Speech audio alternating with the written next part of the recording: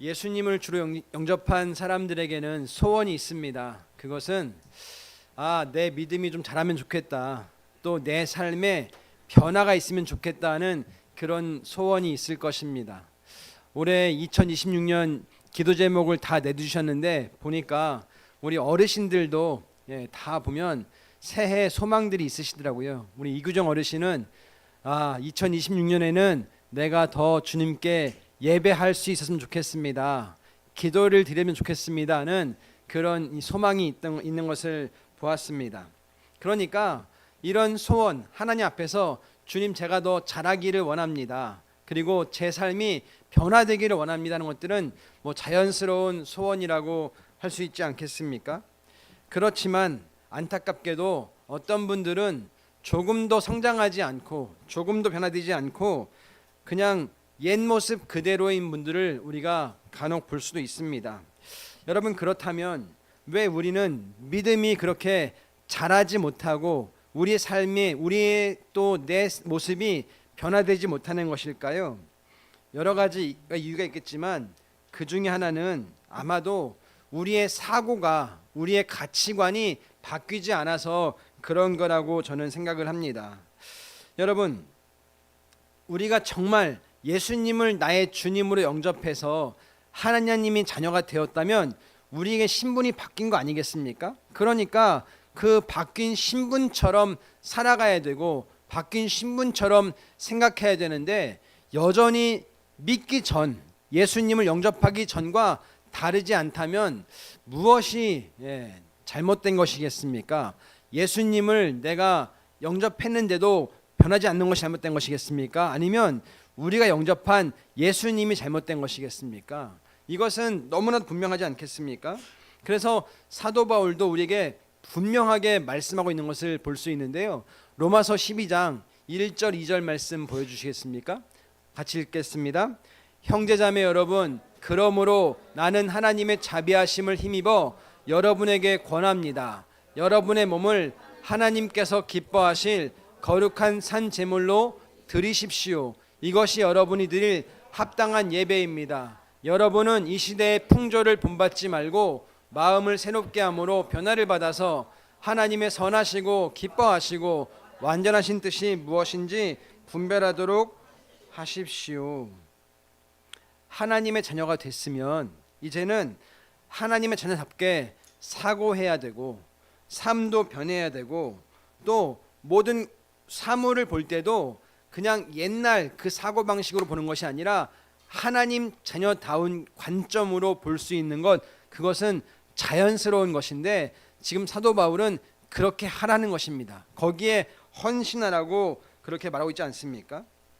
여러분, 그러니까 이제 우리가 하나님의 자녀가 되었으니까 여기에 계신 우리 어르신들도 하나님의 예수님을 영접해서 하나님의 자녀가 되셨으니까 하나님의 자녀다운 하나님 나라의 원칙을 가지고 살아가는 것, 이것은 당연하다고 할 수 있을 것입니다. 여러분, 우리 하나님의 자녀들에게 주어지는 그 특권 또는 어떤 그 특징 가운데 하나가 은혜라고 할 수 있지 않겠습니까? 세상을 지배하는 어떤 원칙을 말하라고 한다면 인과응보 그러잖아요. 내가 주는 만큼 받는다, 기브 앤 테이크, 그렇게 말하고 있지만 우리 그리스도인들은, 하나님의 자녀들은 우리 삶에 전반적으로 누리는 것이 은혜로 되어지는 거구나 하는 것들을 맛보게 되는 건 자연스러울 것입니다. 여러분, 내 자격, 내 조건보다 더 많은 것들을 누릴 수 있는 것, 이것은 누가 뭐라고 해도 하나님의 은혜밖에는 설명이 안 되는 거 아니겠습니까? 어제 저희가 어떤 교회를 방문했습니다. 우리 교회가 지금 이제 하나님께서 교회 이전에 대한 그런 마음과 감동을 주셔가지고 이전하면 좋겠다라는 소원이 있는데, 그래서 한번 어제 이제 이 주변에 있는 어떤 교회당을 한번 가보게 되었습니다. 그래서 이제 그 교회 성도님의 설명을 들으면서 그 교회가 어떻게 이제 건축이 됐고 지금 어떤 역사를 가지고 있는지를 듣게 되었는데요. 이 교회가 2003년에 중화동에 이제 100평 되는 땅을 이제 구입해 가지고 거기에서 이제 건축을 하고 이제 그렇게 성장한 교회더라고요. 근데 그 당시에 2003년도에 1993년도에 개척을 해서 2003년도 10년 아니겠습니까? 10년 됐는데 그때 성도 수가 어른 성도가 10명, 대학생이 약 30명 있던 그런 이제 시기였다는 거예요. 그런데 이제 어떤 권사님이 기도하시다가 하나님, 우리가 교회 건물을 지으면 좋겠습니다. 성도는 얼마 안 되지만 뭐 대학생들은 그때 공부하는 사람들이니까 어른들은 10명밖에 안 되지만 그런 소원을 가지고 이제 그렇게 시작을 했다는 거예요. 그러다가 마침 또 하나님 은혜 주셔가지고 100평의 땅을 구입해서 건축을 했다는 것이죠. 그런데 건축할 때 정말 온 성도가 참여해서 그렇게 했다는 이야기를 들었습니다. 누가 봐도 은혜 아니겠습니까? 야, 어떻게 10명밖에 안 되는 어른들이 100평의 건물을 건축을 할 수 있었을까? 참 쉽지 않은 그런 일이었을 것입니다. 그러니까 은혜라는 말을 빼면 설명이 안 되는 것이 우리 크리스천의 삶의 라이프 스타일, 삶의 패턴이라고 해도 과언이 아닐 것이겠습니다. 여러분, 그러면 이 은혜의 삶을 내가 맛본다면 어떨까요? 기쁘지 않겠습니까? 정말 야, 놀랍구나, 되는구나, 그렇지 않겠습니까? 그런데 그 은혜를 맛봄에도 불구하고 그렇지 않은 사람들도 있다는 것이죠. 오늘 본문에 보니까 예수님께서 지금 비유로 말씀하시는 건데 이 비유의 주제가 바로 은혜인 것입니다. 우리 한번 마태복음 20장 1절 2절 말씀 같이 볼까요? 1절 2절입니다. 같이 읽습니다. 하늘나라는 자기 포도원에서 일할 일꾼을 고용하려고 이른 아침에 집을 나선 어떤 포도원 주인과 같다. 그는 품삯을 하루에 한 데나리온으로 일꾼들과 합의하고 그들을 자기 포도원으로 보냈다. 여러분, 서울에도 뭐 대림역이나 해화역 같은 데 가면 이른 새벽에 가면 외국인들이 쫙 나와서 그날 일거리를 찾는 그런 풍경들을 우리가 볼 수 있지 않습니까? 당시 유대 땅은 땅이 굉장히 척박한 땅이었습니다. 그리고 그러다 보니까 할 수 있는 것이 별로 없었다고 합니다. 또 그 당시에 굉장히 가난하고 그리고 세금과 이자가 높아서 가난한 사람들은 정말 허덕허덕는 것이 그 당시의 삶이었다는 것이죠. 그래서 그 당시의 실업률이 약 60%, 70%라고 보는 학자들도 있고요. 많게는 90%까지 실업률이었다 이렇게 보는 학자들도 있습니다. 여러분, 그런 상황 속에서 그날 하루 일거리를 찾는 사람들 기분이 어떨까요? 아, 정말 오늘 하루는 내가 살 수 있구나, 안도하고 정말 편안하지 않겠습니까? 여러분, 지금 이것이 바로 우리의 삶이라는 거예요. 포도원 주인이 그 품꾼들, 일꾼들을 찾기 위해서 이제 사람들에게 합의를 한 것이죠. 내가 오늘 일하면 하루치 품삯 1데나리온을 드리겠습니다. 그러니 우리 포도원으로 와주십시오. 그러고 이제 초청을 한 것입니다. 그러니까 그 초대에 초청받은 사람들은 얼마나 기분이 좋겠습니까? 아싸, 오늘 하루는 내가 먹을 수 있겠구나, 우리 가족이 그래도 배부를 수 있겠구나, 그렇지 않겠습니까? 그렇게 했을 것입니다. 여러분, 마태복음 20장 5절부터 7절까지 말씀을 또 보겠습니다. 같이 읽겠습니다. 그래서 그들이 일을 하러 떠났다. 주인이 다시 12시와 오후 3시쯤에 나가서 그렇게 하였다. 오후 5시쯤에 주인이 또 나가보니 아직도 빈둥거리고 있는 사람들이 있어서 그들에게 왜 당신들은 온종일 이렇게 하는 일 없이 빈둥거리고 있어? 물었다.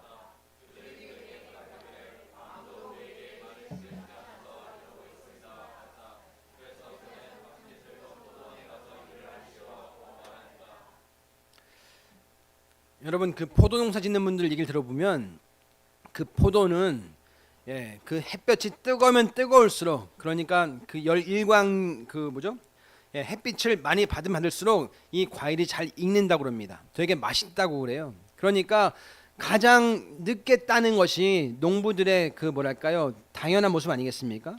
그런데 혹시라도 이제 여름이 지나고 바로 가을이 되면 우기가 시작되기 때문에 이 포도원 주인들은 어떻게 해서든 빠른 시간에 이 포도를 따는 것이 그들의 관건이라는 이야기를 들었습니다.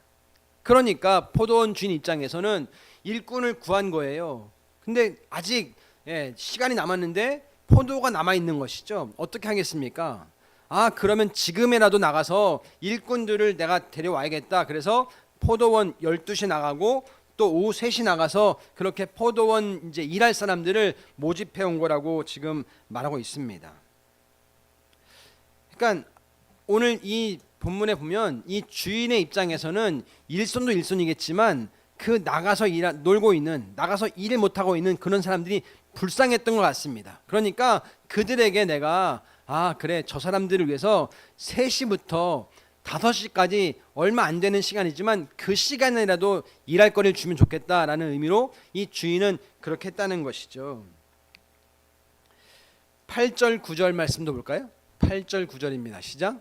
저녁이 되니 포도원 주인이 자기 관리인에게 말하기를 일꾼들을 불러 맨 나중에 온 사람들부터 시작하여 맨 먼저 온 사람들에게까지 품삯을 치르시오 하였다. 오후 5시쯤부터 일을 한 일꾼들이 와서 한 데나리온씩을 받았다. 한 데나리온이 그 당시 노동자 하루의 품삯입니다.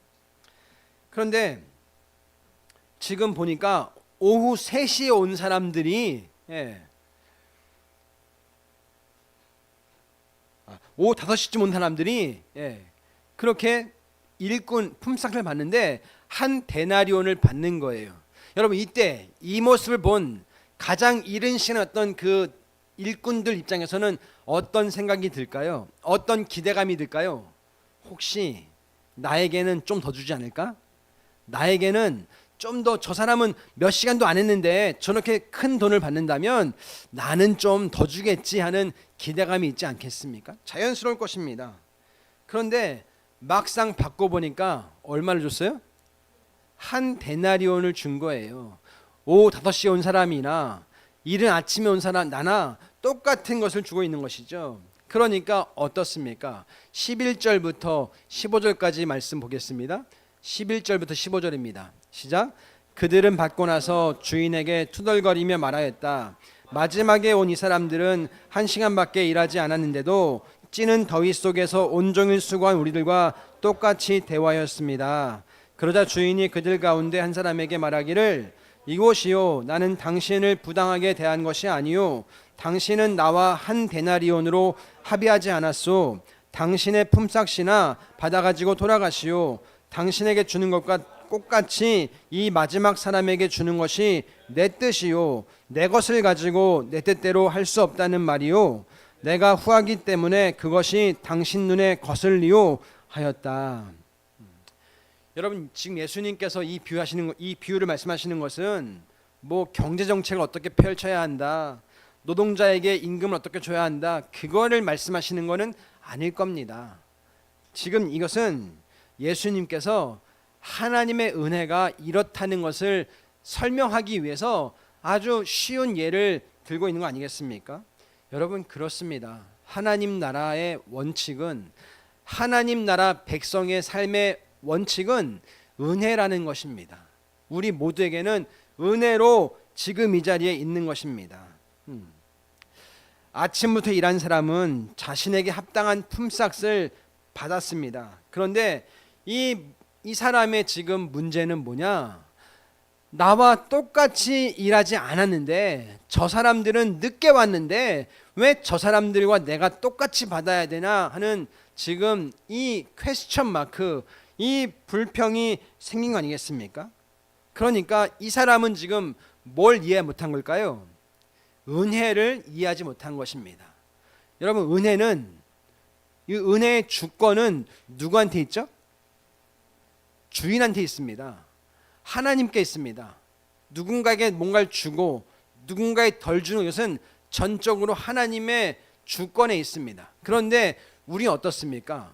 불편한 거예요. 누군가가 나보다 좀 더 받으면, 누군가가 나보다 좀 더 뭔가를 더 누리면 그때 불편해지는 거예요. 난 왜 이렇게 안 되지? 저 사람은 예배도 그냥 적당히 하고 신앙생활도 적당히 하는데 왜 잘 풀리는데 나는 이렇게 열심히 하나님께 봉사도 하고 또 교회도 열심히 섬기는데 왜 이렇지 않은 그런 불평이, 그런 퀘스천 마크가 찍힐 때가 없냐는 거죠. 있습니다. 그러니까 주인이 답답해서 말하는 것입니다. 나는 여러분들에게 부당하게 대하거나 무슨 불의한 적이 없습니다.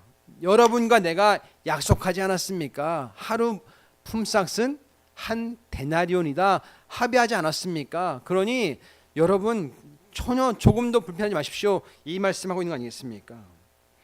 여러분, 예수님 영접하는 것 똑같지 않을까요? 우리가 구원받는 것은 의로와야 구원받았습니다. 그런데 세상에 의로운 사람이 몇 사람 있습니까? 한 사람도 없습니다. 그런데 하나님께서는 그럼에도 불구하고 예수님을 나의 구세주로, 내 삶의 주인으로 영접했다는 그 이유 하나만으로 우리의 과거의 죄, 현재의 죄, 미래에 지을 모든 죄까지 다 용서해 주시고 내가 너를 의롭다 그렇게 여겨주신 것, 이것이야말로 은혜 중에 은혜 아니겠습니까?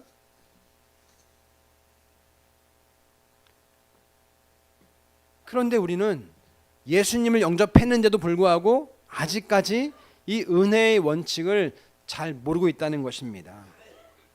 여러분, 오늘 본문을 보면 그 본문 전과 본문 마지막에 예수님 말씀하신 것 똑같이 있는데요. 우리 19장 30절 말씀 같이 볼까요? 19장 30절입니다. 같이 읽습니다. 그러나 첫째가 된 사람이 꼴찌가 되고 꼴찌가 된 사람들이 첫째가 되는 경우가 많을 것이다. 네. 20장 16절도 보여주시겠어요? 같이 읽습니다. 이와 같이 꼴찌들이 첫째가 되고 첫째들이 꼴찌가 될 것이다. 여러분, 그래서 오늘 설교 제목이 뭐라고요? 꼴찌가 되지 않으려면, 여러분, 우리는 하나님 앞에서 꼴찌였는데, 원래 꼴찌였는데 하나님의 은혜로 예수님을 주님으로 영접했다는 그 이유로 우리가 첫째가 될 수 있는 그 특권을 갖게 된 거 아니겠습니까? 여러분, 그런데 왜 첫째가 꼴찌가 되는 걸까요? 꼴찌가 첫째 되는 건 참 이해할 수 있지만 왜 첫째가 꼴찌가 되는 걸까요? 다른 것이 아니라 불평과 원망이 꼴찌를 만들어낸다는 것입니다. 여러분, 우리 주위에 보십시오. 정말 주님을 뜨겁게 섬기고 내가 주님을 열심히 위해서 일하고 또 교회 봉사를 하고 주님 나라를 위해서 뭔가 열심히 하는 그런 분들 있지 않습니까? 근데 자기는 열심히 하는데 다른 거예요. 어떤 사람은 자기보다 덜 열심히 하고 자기보다 안 하는데 하나님께 더 큰 은혜와 더 큰 뭔가를 받는 것 같은 그런 인상을 받을 때가 있지 않으세요? 전 있더라고요. 그때 어떤 게 올라오십니까? 나도 모르게 불평과 원망이 올라오게 되어 있습니다. 서운한 마음이 생기고 왜 이러지? 내가 이렇게 열심히 했는데 왜 난 안 알아주지? 이런 마음이 자연스럽게 올라오는 것이 사람 아니겠습니까? 하나님에 대한 서운함이 생기고 하나님과의 관계가 전보다 소원해지는 건 이건 자연스럽습니다. 여러분, 하나님과 관계가 소원해지면 사역하는 게 어떻습니까? 자연스럽습니까? 부담스러워집니까? 부담스러워집니다. 이건 당연한 것입니다. 전에는 열심히 믿고 열심히 봉사하던 때였는데 이제는 그 첫째가 꼴찌가 되어버려 있는 나를 볼 때가 있다는 것이죠. 여러분, 왜 그럴까요? 하나님의 은혜를 잘 모르기 때문에 우리는 불평하게 되고 원망하게 되고 나도 모르게 내가 있던 자리를 이탈해서 꼴찌 자리로 가 있는 것들을 우리가 경험한다는 것이죠. 여러분, 어떻게 하면 우리가 꼴찌가 첫째가 될 수 있을까요? 여러분, 모든 사람은 원래 하나님을 알았습니까? 몰랐습니까? 하나님을 모르고 살던 사람이었습니다. 그런데 예수님 만나서 내 모든 죄를 용서받는 체험을 하고 또 이제는 하나님의 자녀가 되었고, 그러면서 하나님을 뜨겁게 사랑해야지 하는 그런 마음들을 갖게 되는 거 아니겠습니까? 그러니까 우리 어르신들도 잘은 모르겠지만 내가 2026년에는 그래 좀 예배도 잘 드려봐야지, 내가 기도도 좀 해봐야지 하는 마음들을 갖는 게 왜 그렇겠습니까?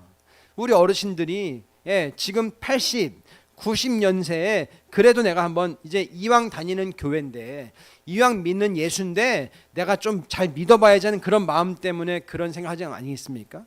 이건 다 자연스럽다는 거예요. 우리 희연이도 하나님 제가 올해는 3학년이 되는데 내가 좀 더 내 신앙이 자라고 내 믿음이 자라서 해보겠습니다는 그런 자연스러운 마음들을 갖는 게 다 우리 모습일 것입니다. 여러분, 그런데 이 은혜를 모르면 우리는 나도 모르게 첫째 자리에 있다가 꼴찌로 가버리는 것들을 우리가 경험할 수밖에 없다는 것이죠. 여러분, 그러니까 결국에는 꼴찌가 첫째 되는 것도 하나님의 은혜이고, 또 첫째가 꼴찌 되는 것도 어쩌면 하나님의 은혜라고밖에 우리는 설명할 수 없는 것을 우리는 볼 수 있습니다. 저는 오늘 하나님의 은혜가 익숙하지 않으면 누구라도 꼴찌의 자리에 갈 수밖에 없다는 것을 우리는 인정을 하고, 그렇다면 나는 어떻게 하면 꼴찌가 되지 않을 수 있을까, 이것을 한번 생각해 보려고 합니다. 첫째, 꼴찌가 되지 않으려면 비교를 멈춰야 됩니다. 여러분, 왜 서운한 마음이 들고 왜 좀 불편한 마음이 생각이 들까요? 비교하기 때문에 그렇습니다. 쟤는 나보다 열심히 안 했는데, 쟤는 나보다 늦게 왔는데, 쟤는 나보다 덜 섬기는데 하는 비교식을 갖다 보면 나도 모르게 서운한 마음이 생기고, 나도 모르게 첫째 자리에 있다가 꼴찌 자리에 가는 것을 자연스럽게 경험한다는 것이죠. 보십시오. 이 아침부터 일찍 와서 일하는 사람들 입장에서 볼 때 그 5시에 온 사람들이 어떻게 보였겠습니까? 불편하죠. 비교되죠. 분명 나보다 늦게 왔는데, 아니 쟤는 거의 끝날 때 왔는데 왜 똑같은 대접 받아야 돼? 이런 마음 있지 않겠습니까? 그러니까 비교한 거예요. 비교. 하나님 은혜가 아니라 왜 나만큼 안 했는데 똑같이 받나는 그런 비교를 하게 되니까 나도 모르는 사이에 꼴찌에 가게 된다는 것이죠. 여러분, 정말 우리가 꼴찌가 되지 않기 위해서는 비교를 멈춰야 됩니다. 비교를 내려놔야 됩니다. 자꾸만 비교하니까 소위 시험이 들고 하나님과 관계가 더 소원해지고 하는 거 아니겠습니까? 여러분, 그런데 보니까 이 비교는요, 그냥 우리 같은 사람들만 있는 것이 아니라 예수님의 제자들도 비슷했더라고요. 예수님이 부활하시고 나타나셨습니다. 그때 이제 베드로에 나타나셔서 물으십니다. 베드로야, 네가 나를 전에는 3번을 부인했는데 내가 나를 사랑하느니? 이렇게 물으시잖아요. 몇 번 물으시죠? 3번을 물으세요. 그러니까 예수님께서 그러면 너는 내 양을 먹여라, 내 양을 쳐라, 내 양을 먹여라 그러시면서 다시 이제 이 베드로에게 사명을 주십니다.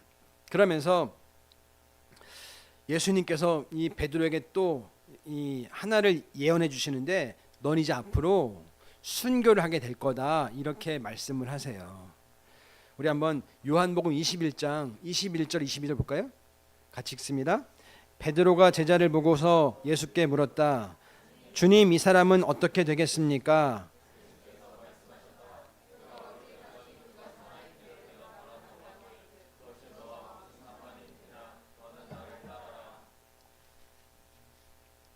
아멘. 여러분, 순교 쉽지 않지만 영광스러운 거 아니겠습니까? 베드로가 지금 불편했던 것 같아요. 예수님, 그런데 쟤는요? 요한을 가리키면서 묻는 거예요. 쟤는요? 근데 예수님 뭐라고 하세요? 뭔 생각이니? 너와 무슨 상관이니? 그냥 넌 날 따라라, 이러시지 않습니까? 비교하지 말라는 거예요. 비교해봐야 너만 힘들어져. 너만 나하고 관계가 멀어져. 그러니까 비교하지 마. 그냥 내가 너에게 준 그 은혜, 내가 너를 사랑하는 그 사실, 그거 하나만 붙잡으면 돼, 이 말씀 아니겠습니까? 여러분, 하나님께서는 우리 모든 사람의 삶의 주인이십니다. 아멘이세요? 세상에 나 혼자밖에 없는 것처럼 나를 사랑하십니다. 맞죠? 세상에 제 혼자밖에 없는 것처럼 쟤를 또 사랑하십니다. 그것도 맞죠? 여러분, 그 하나님의 주권인 것, 하나님의 그 하나님 주인 되심, 이것을 우리는 놓치면 하나님의 은혜를 잊어버리게 되고 잃어버리게 되고 당장 비교할 수밖에 없습니다. 나는 왜 이 모양 이 꼴입니까? 우리는 비교할 수밖에 없다는 것이죠. 하나님은 모든 사람을 향해서 쟤는 쟤대로, 나는 나대로, 얘는 얘대로 쓰시고자 하는 계획과 그 방법이 다 있으십니다. 그래서 쟤에게 맞는 훈련하시고, 나에게 많이 훈련하시고, 얘에게 많이 훈련은 따로 하십니다. 근데 우리는 왜 쟤, 왜 얘 그러면서 그 사람들과 비교를 하고 있냐는 것이죠. 그럴 수 없다는 것이에요. 예수님께서는 지금 비교하지 마. 너는 너에게 주어진 그 한 데나리온 받아가면 되고, 쟤는 쟤에게 주어진 그 한 데나리온 받아가면 돼, 이 말씀하고 있다는 것이죠. 여러분, 신경 끄십시오. 옆 사람 보지 마십시오. 옆 사람 보는 순간 우리는 자꾸 비교하게 되고 자꾸 더 하나님과 소원해지는 것, 이것은 자연스럽다는 것입니다. 여러분, 그거 아세요? 은혜가 없을수록 비교가 잘 될까요? 비교가 안 될까요? 은혜가 없을수록 비교가 잘 됩니다. 내가 지금 누군가 비교하고 있다면 내가 은혜가 전 같지 않다는 것을 반증한다고 여러분 보셔도 틀림없을 것입니다. 이제 내 이웃과 비교하는 것 딱 멈추고, 내 친구와 비교하는 것 딱 멈추고, 하나님 그렇습니다, 하나님 앞에서 내게 주어진 그 은혜 붙잡고 나아가겠습니다, 결단할 수 있기를 예수님의 이름으로 축원드립니다. 꼴찌가 되지 않으려면 두 번째는 질투심을 경계해야 됩니다. 여러분, 맞잖아요. 비교했어요. 근데 지금은 이 사람이 배가 아픈 이유 뭐죠? 질투심이 생긴 거예요. 왜 나에게는 조금 줍니까는 이 질투심을 갖게 된 거 아니겠습니까?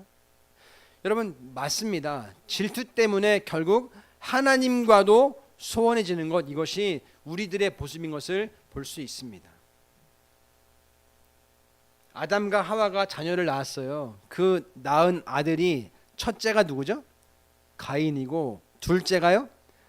아벨이잖아요. 근데 나중에 이 제사 때문에 문제가 생겨요. 우리 창세기 4장 4절 5절 말씀 볼까요? 같이 읽습니다. 아벨은 양떼 가운데서 맛배의 기름기를 바쳤다. 주님께서 아벨과 그가 바친 제물을 반기셨으나 가인과 그가 바친 제물은 반기지 않으셨다. 그래서 가인은 몹시 화가 나서 얼굴빛이 달라졌다. 그러니까 아마도 형은 곡식 농사를 지어서 그렇게 추수하는 사람이었고, 동생은 목축을 해서 뭐 가축을 잡아다가 살아가는 사람이었던 것 같아요. 그러니까 어쩔 수 없이 형은 형 방식대로 제물을 바쳤고, 동생은 동식 방식대로 제물을 바친 것이죠. 이게 꼭 제사는 동물로만 드려야 된다, 이건 아닐 겁니다. 그런데 문제는 뭐예요? 지금 왜 가인이 화가 났고 얼굴빛이 달라졌죠? 그 원인이 뭐예요? 하나님이 누구 건 받고 아벨 건 받고 내 건 안 받으신 거예요. 이게 질투 아니겠습니까? 그러니까 이 결과가 뭐예요? 결국엔 어떻게 합니까? 동생을 쳐 죽이잖아요. 여러분, 우리가 그 소원해지는 것이 처음에는 그냥 작은 것 차이지만 나중에는 이게 큰 사다를 낼 수 있다는 것을 기억해야 될 것입니다. 하나님과 관계가 소원해지는 것도 마찬가지입니다. 처음에는 작은 것부터 소원해지는데 이게 커지면 커질수록 건널 수 없는 강을 건너게 될 때가 있다는 것을 기억하라는 것이죠. 그렇습니다. 질투는 처음에는 사랑에서 시작합니다. 맞죠? 내가 사랑하지 않으면 질투할까요? 질투 안 합니다. 여러분, 남편이 아내가 왜 질투하죠? 내가 그 사람을 사랑하니까 질투하잖아요. 나보다 누군가를 더 사랑하면, 또 이 사람이 누군가로부터 사랑받으면 질투하는 마음 생기잖아요. 근데 나랑 상관이 없으면, 민지야, 민서가, 만약에 두 사람이 형제가 아니라면 질투가 생길까요? 안 생겨요. 나랑 똑같은 엄마의 뱃속에 태어난 쌍둥이 아들인데 내가 좀 사랑을 덜 받는 것 같아. 그러면 그때 질투심이 올라오는 건 자연스럽지 않습니까? 똑같이 하나님의 자녀가 되었는데 누군가 나보다 더 잘 되는 것 같으면 질투심이 올라오지 않겠습니까? 여러분, 처음에는 사랑으로 시작됐습니다. 그런데 그 사랑이 심해지면, 혹시라도 질투가 되면, 그때 우리가 나도 모르게 첫째가 꼴찌 될 수 있다는 것을 기억하라는 것이죠. 여러분, 질투심을 갖지 말자, 질투심 갖지 말자, 이것은 소극적입니다. 더 적극적으로는 더 기뻐하자, 더 사랑하자, 이렇게 나가는 것이 무엇보다 중요하다는 것입니다. 그래서 사도 바울은 로마서 12장 15절에서 기뻐하는 사람들과 함께 기뻐하고 우는 사람들과 함께 우십시오, 이렇게 말하는 것도 볼 수 있습니다. 여러분, 슬퍼하는 사람과 같이 슬퍼하는 것, 이것은 할 수 있습니다. 그런데 기뻐하는 사람과 기뻐하는 것, 이것은 참 쉽지 않습니다. 그런데 결단하고 해보라는 것입니다. 그리고 기뻐할 수 있다는 거예요. 왜냐하면 그 기뻐할 수 있는 것은 내가 할 수 있는 것이 아니라 하나님이 주시는 은혜이기 때문에 가능하다는 것이죠. 혹시 성령의 열매 들어보셨습니까? 갈라디아서 5장 22절, 사랑과 희락과 화평과, 희락이 뭐예요? 기쁨이잖아요. 기쁨을 누가 주신다고요? 성령님이 주신다는 거예요. 나는 나로서는 기뻐할 수 없어. 남이 잘 되는 것, 내 친구가 잘 나가는 것, 내 동료가 더 나보다 잘 되는 것, 나로서는 기뻐할 수 없어. 그렇지만 하나님이, 성령님이 내 마음 가운데 기쁨을 주시면 할 수 있기 때문에 기뻐하는 사람과 함께 기뻐하고 슬퍼하는 사람과 함께 슬퍼하십시오. 이게 될 수 있는 게 우리 크리스천이라는 것입니다.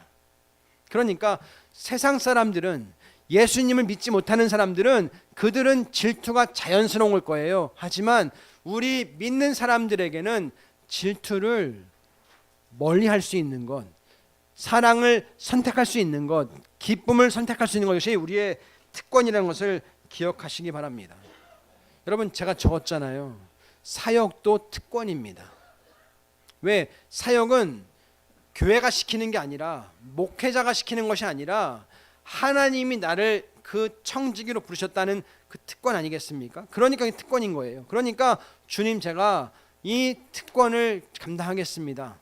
마찬가지로 기쁨도 내게 주어진 특권이라면 내가 이 특권을 누리겠습니다. 그래서 이젠 더 이상 질투하지 않고 내가 같이 한번 가보겠습니다. 여러분, 저도 요즘에 유튜브를 가끔 보잖아요. 그러면 정말 교회의 그 부흥의 소식들, 교회가 잘 되는 이야기들을 보게 되지 않습니까? 그럼 제 마음속에 은근히 뭐가 올라올까요? 난 뭐지? 나는 왜 안 되지? 이런 마음이 나도 모르게 올라오더라고요. 그런데 그때마다 하나님, 제가 기뻐하겠습니다. 이 어려운 시대에, 그래도 안 된다고 말하는 시대에 저렇게 부흥이 되는 교회가 있군요. 그러면서 저를 자꾸 도전하는 거예요. 기뻐해야 돼. 같이 기뻐해야 돼. 그러면 하나님이 우리에게도 언젠가 주실 거라는 그런 마음들을 갖게 되는 거 아니겠습니까? 여러분, 질투심은 부부간에도 마찬가지입니다. 부모 자녀 간에도 마찬가지입니다. 처음에는 사랑으로 시작했지만 그것이 조금만 어긋나면 우리는 하루아침에 질투하게 되고 상대방을 미워하게 되는 것입니다. 그래서 우리는 성령님으로 무장하는 수밖에 없는 것입니다. 하나님이 도와주시지 않으면 나도 모르게 그런 질투의 마음, 부정의 마음, 이런 것들을 갖게 된다는 것이죠. 여러분, 결단하셔야 됩니다. 제가 여러분에게 믿으세요라고 말할 때, 주님, 저에게 믿음 주세요, 이렇게 기도하는 것이 아니라, 내가 만약에 보니까 예수님이 진짜로 하나님의 아들이신 것 같은 것이 한 70%만 인정이 된다고 한다면 믿기로 결단하는 것입니다. 하나님, 내가 믿어 보겠습니다. 그리고 나에게도 하나님의 하나님 되심 보여주십시오. 이렇게 기도하다 보면 믿음을 경험하게 되는 거 아니냐고 말씀드렸잖아요. 똑같다는 것이죠. 기쁨을 선택하는 것입니다. 하나님, 제가 기뻐하겠습니다. 한번 해보겠습니다. 그렇게 선택하면 할 수 있습니다.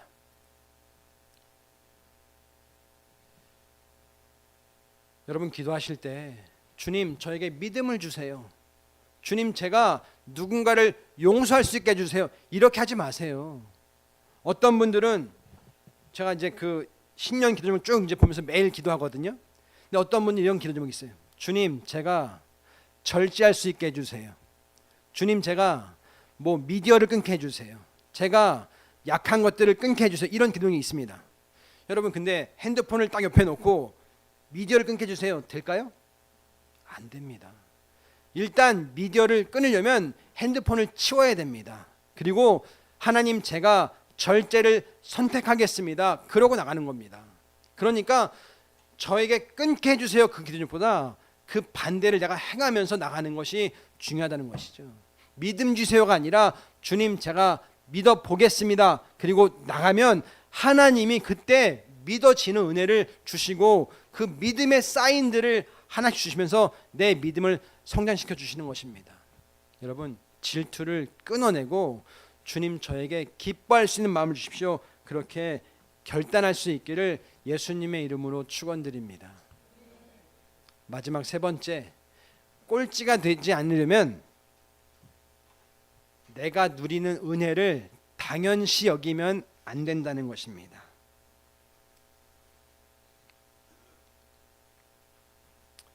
여러분, 우리 모두는 내 자신이 누리는 은혜가 많지 않습니까? 그런데 왜 우리는 내가 누리는 은혜보다 다른 사람의 누리는 은혜를 더 많이 바라보게 되는 걸까요? 당연한 것처럼 보기 때문에 그렇지 않겠습니까? 내가 지금 이렇게 된 건 당연한 거야. 이건 당연한 거야. 보니까 우리는 다른 사람들에게 내 시선이 가게 되는 것들을 보게 된다는 것이죠. 여러분, 우리는 하나님의 은혜에 너무 익숙해 있습니다. 아닙니다. 우리는 모든 것이 은혜입니다.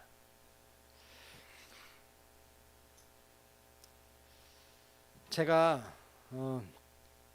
보니까 저는 이제 우리 부모님이, 우리 형제들이 6남매입니다. 근데 6남매인데 저희 이제 막내 형님과 저의 어머니가 다르세요. 저희 막내 형님까지 낳은 어머니께서 돌아가셔가지고 저희 어머니가 시집을 오셔서 저를 낳았습니다. 그러다 보니까 저하고 막내 형하고 나이 차이가 좀 나거든요. 9살 차이가 나요. 그래서 이제 그때는 이제 몰랐는데 지금 생각해 보면 나도 우리 형한테 많이 이렇게 좀 차별을 당하고 매도 맞고 하니까 많이 힘들었다 싶지만 우리 막내 형도 힘들었겠다라는 생각이 드는 거예요. 왜냐하면 여러분 생각해 보십시오. 한참 엄마로부터 사랑받을 나이에 엄마를 잃은 거예요. 4살 때 잃었으니까 그 상처가 이만저만 하겠습니까? 굉장히 컸을 것 같아요. 그런데 어느 날 새로운 여인이 집으로 들어와서 엄마라고 하면 이 4살짜리 어린 아이의 마음속에 어떤 마음이 들까요? 어렵죠. 쉽지 않죠.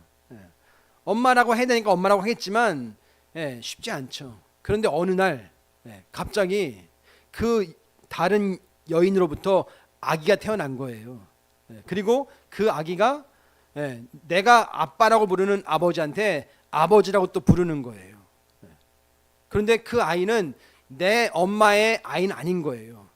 여러분, 그 우리 막내 형의 그때 감정 어땠을까요? 밉겠죠. 지금 태어난 저 동생이 밉겠죠. 그러니까 저는 그 당시는 잘 몰랐는데 지금 생각해 보면 그럴 수 있겠구나라는 생각이 드는 거예요.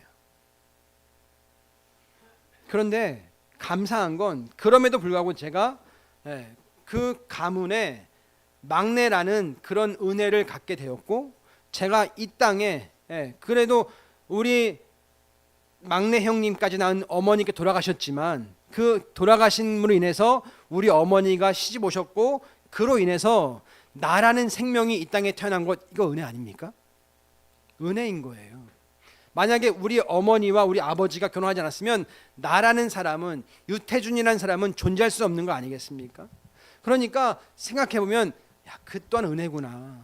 내가 정말 그렇게 쉽지 않은 환경에 살았지만 그럼에도 불구하고 이것이 은혜구나 하는 생각들을 해보게 되는 것입니다.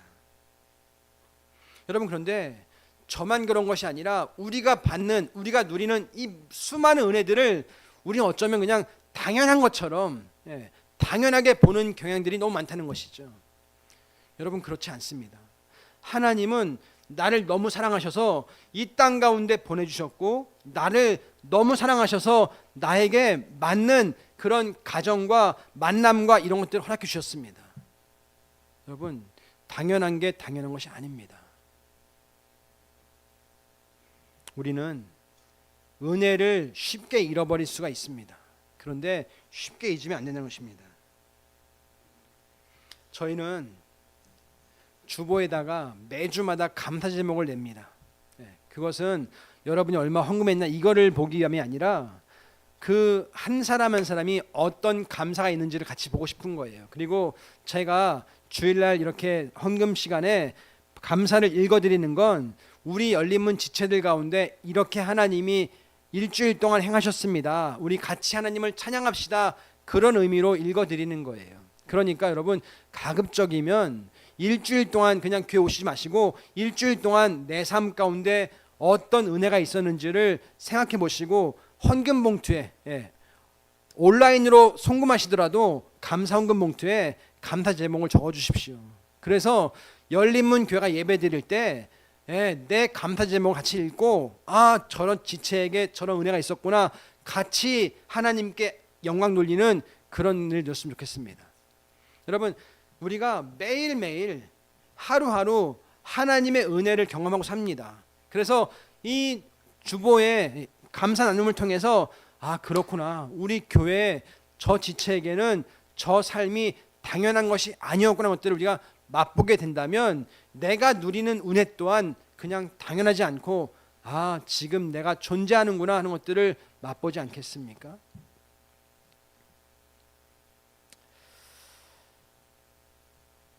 예수님께서는 지금 부활, 고난과 부활을 세 번째 말씀하세요. 우리 17절부터 19절까지 말씀 같이 볼까요? 17절 19절입니다.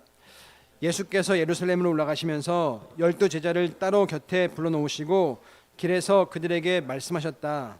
보아라, 우리는 지금 예루살렘으로 올라가고 있다. 인자가 대제사장들과 율법 학자들에게 넘겨질 것이다. 그들은 그에게 사형을 선고할 것이며 그를 이방 사람들에게 넘겨주어서 조롱하고 채찍질하고 십자가에 달아서 죽게 할 것이다. 그러나 그는 사흘째 되는 날에 살아날 것이다. 마태복음 20장은요, 이 마태복음이 굉장히 중요한 장입니다. 이제부터는 예수님께서 예루살렘으로 가셔가지고 그 남은 일주일을 보내는 시간이 바로 이 20장부터 28장까지의 이제 여정이라고 할 수 있습니다. 여러분, 예수님께서는 지금 이 땅에 오신 목적이 다른 것이 아니라 고난받기 위해 오셨습니다. 그리고 제자들에게 이제는 내가 너희랑 갇히겠다 해서 이 고난과 부활을 가르치시는 것입니다. 그런데 제자들이 알아듣습니까? 못 알아듣습니까? 못 알아듣는 거예요. 그러니까 한 번 가르치는 것이 아니라 세 번째 지금 이 내가 십자가를 질 것이다. 그런데 그 십자가 끝이 아니라 사흘 후에 나는 다시 살아날 것이다. 그 말씀을 하고 계신 것입니다. 여러분, 왜 예수님께서 제자들에게 이 똑같은 말씀을 한 번으로 안 되고 세 번을 가르쳤을까요? 제자들이요, 사고가 안 바뀌는 거예요. 예수님을 믿고 따르는데 아직까지도 옛날 사고방식, 옛날 가치관대로 믿고 따르는 거예요. 그러니까 예수님이 지금 세 번에 걸쳐서 말씀할 수밖에 없던 것이죠. 보십시오. 원래 유대인들의 메시아관은 어떤 메시아관이었죠? 그 당시는 유대가 저 로마의 압제를 받았습니다. 그러니까 이제 앞으로 오실 메시아는 다윗 왕처럼 위대한 왕이 태어나셔서 우리 압제받는 로마로부터의 그 모든 이 핍박을 다 깨뜨리시고 자유를 주시겠다는 그런 메시아가 갖고 있었습니다. 그런데 예수님 말씀하시는 메시아가는 뭐예요? 내가 십자가를 지고 죽을 거야. 이러니까 이들에게는 이게 와 닿습니까 안 닿습니까? 와 닿지가 않는 거예요. 그러니까 예수님께서는 3번 말씀하시는 것이죠. 그런데 그렇게 말씀하시는데도 이들은 엉뚱한 대답을 하고 있는 것입니다. 여러분, 그렇습니다. 우리의 사고방식이 바뀌지 않으면요, 우리는 하나님의 은혜를 당연하게 그냥 여길 수밖에 없고 은혜를 은혜로 모른다는 것이죠. 여러분, 바꾸셔야 돼요. 사고방식을 바꾸셔야 돼요. 여러분의 가치관을 믿기 전에 가치관으로 바꾸셔야 돼요. 이제는 내가 하나님의 자녀가 되었으니까 하나님 자녀다운 사고방식, 하나님 자녀다운 가치관으로 바꾸시는 것이 무엇보다 중요하다는 것이죠.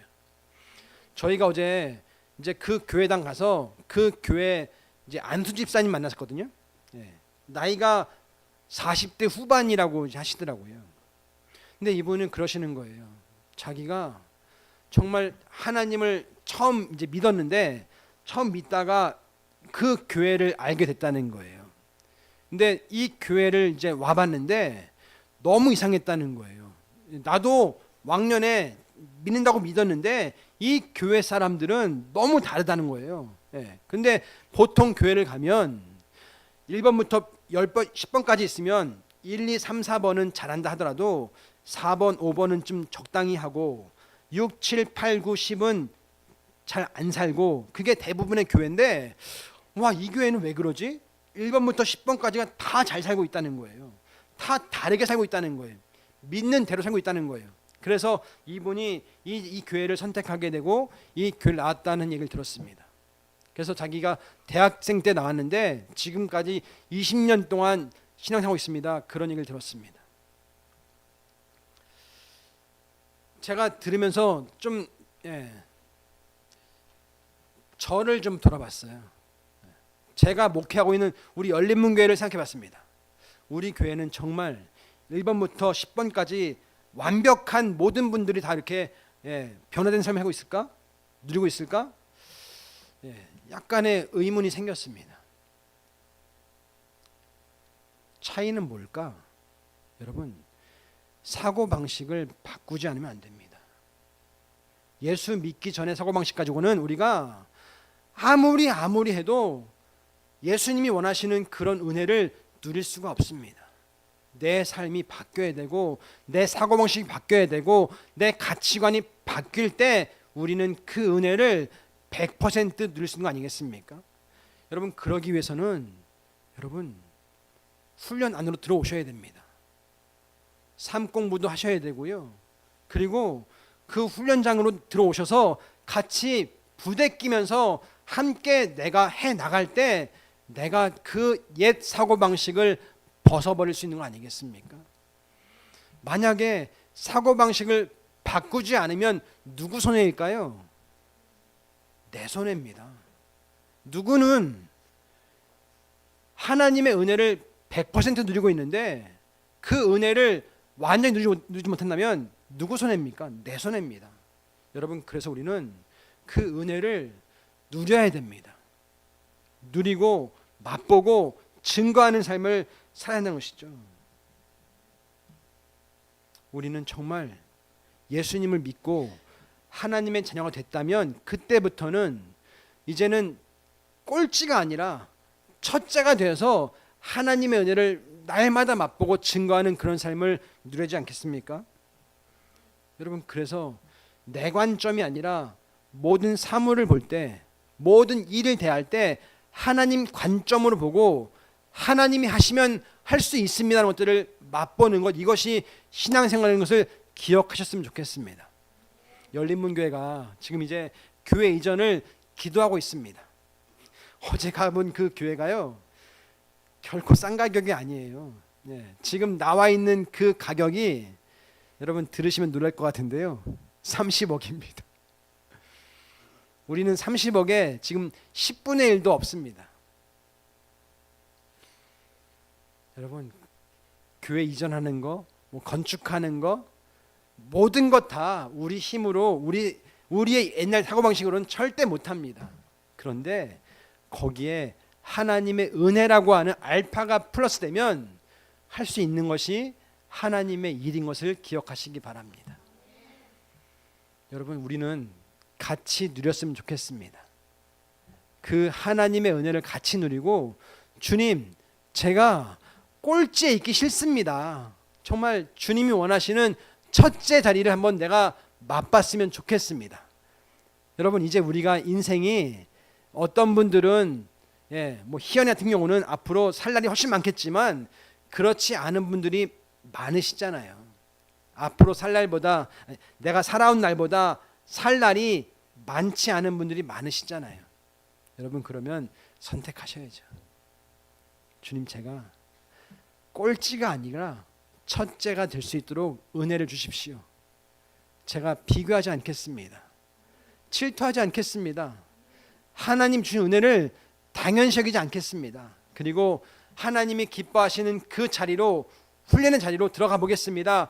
그렇게 결단할 때 우리에게도, 나에게도 그 플러스 알파라고 하는 하나님의 은혜를 맛보게 되는 것을 경험할 수 있을 것입니다. 이것들을 붙잡고 주님께 더 나아갈 수 있기를, 결단할 수 있기를 예수님의 이름으로 축원드립니다. 기도하겠습니다.